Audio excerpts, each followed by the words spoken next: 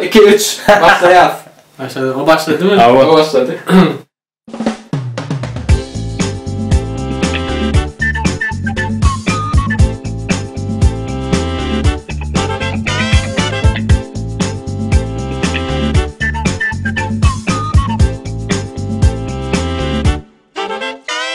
Hormatly tamaşaçılar, Gepleşimining birinci bölümünde yadınıza düşen bolsa etli lazanya pişiripdik.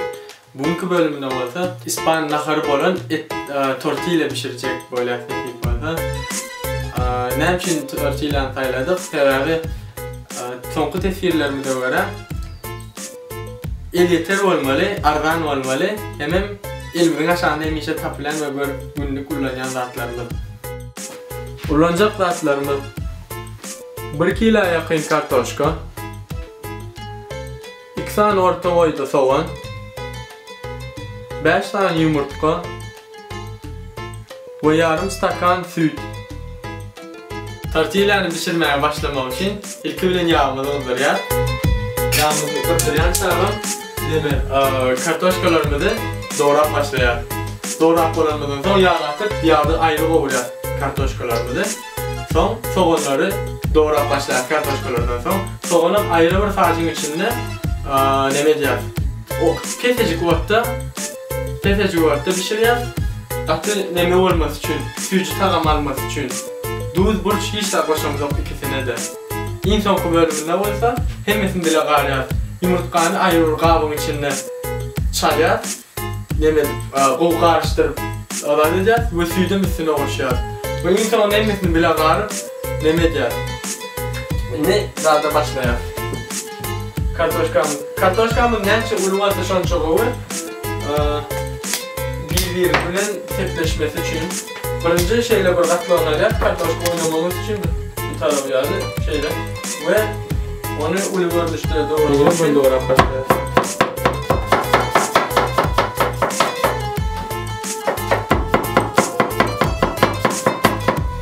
Yankı doğran kartoşkalarımızı her bir yağ atıp kovuyoruz ve onları şu katlıkta primerini kestik. Yukarı koyuyoruz yani.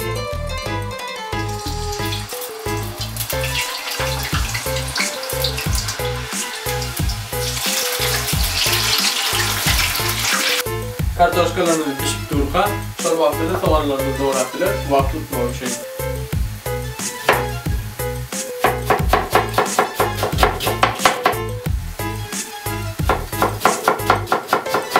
Soğanlarımızı uşaq doğramak gerek. Onlardan qaptarlıqqa kesmek olur.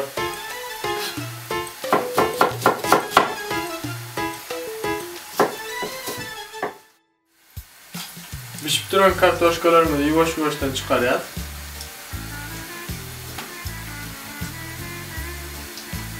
Kartoşkaların en qo'bish çıkarmalı vakti şeyler bolsa qatı qo'yulur. Taşı biraz yanıqra, yani pişip uğrap başlarına içi olsa yumuşak. Şu şekilde bolsa qatı qo'yulur. Hazır olsa novat soğanlarımızı atamızı sadece qılğın bolması hükmünde böyle sadece yağ koyup biraz köpürak koyup soğanaya ve soğanlarımızı böyle yılarak sadece atacağız.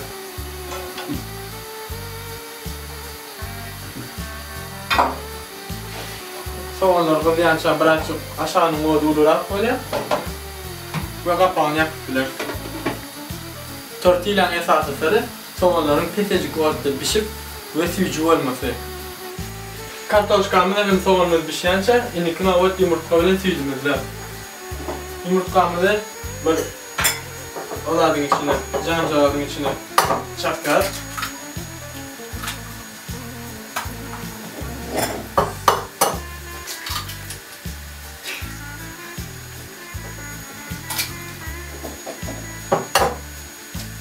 Yumurtlarımızı çakıp falan sonra süt ile karıştırıyoruz. Ve duz burçumuzu yumurta atıyoruz.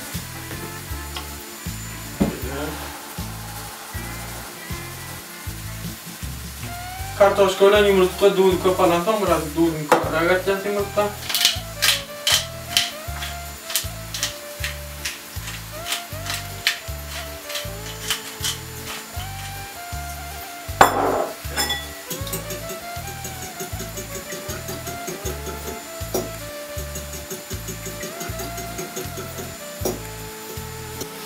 Pişen soğanlarımızı gazdan ayıracağız. Şöyle. Sonra kartoshkalarımızın son pişenlerini çıkaracağız yazın.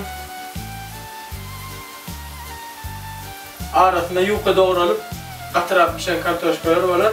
Onların bulması yani yok. Baytan birazcık renkini oğudanlaştırıyor. Aramızda. Hem beraber pişenden sonra soğanlarımızı kartoshkalarımızın içine alacağız. Şöyle çıkıyor.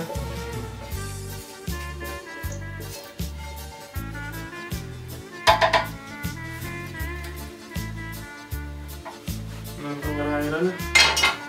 Ve yumurta bilen süt karınmasından bilemezsin olacağız.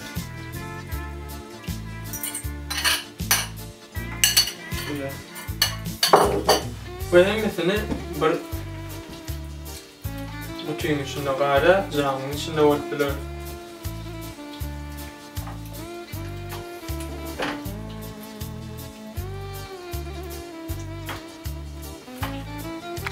Qaramızdan soň ýa-da soğan pişiren sacymyzy ýene ulanypdylar. Onu kızdyryp goýjadyk. Bu hemme ýanky qarymyzy şunun içine koyacağız. Koyup kapağını yapacağız. 15 minutlarla karışacağız. 15 minutlarla karışanlardan sonra bir tarelkanın içine aldıracağız. Şu pişenli naharımızı ve onun beyleki yüzünü pişireceğiz. Yani torç şeklinde olmalı. İki tarafın koğur yanık şekilde olmalı. Evet. Şunu koyayım.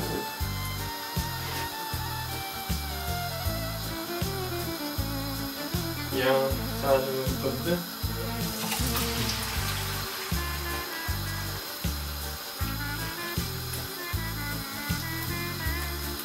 Şöyle. Üstüne bu hem yerine yerleştireceğiz.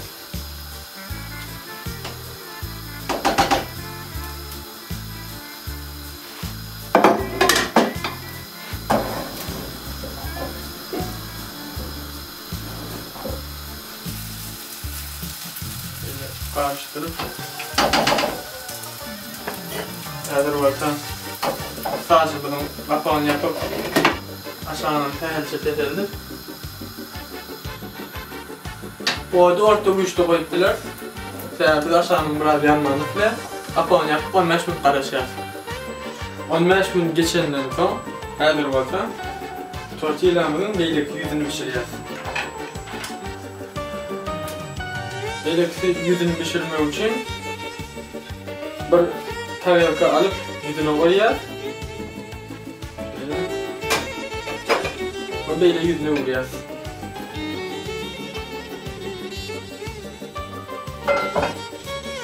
Yani bir yüzü şuraya yani olmalı. Bu şekilde. Beyleki yüzü. Beyleki yüzüm şu şekilde pişmesi için duruşu yad edip şöyle yad.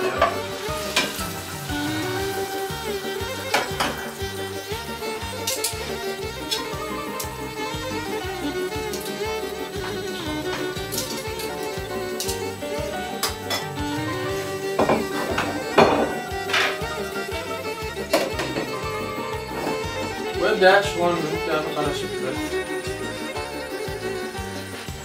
Tortillamızın beyleki yüzü pişenden sonra yankı tarelkamızı tarelkamızın üstüne gidip çıkıyor.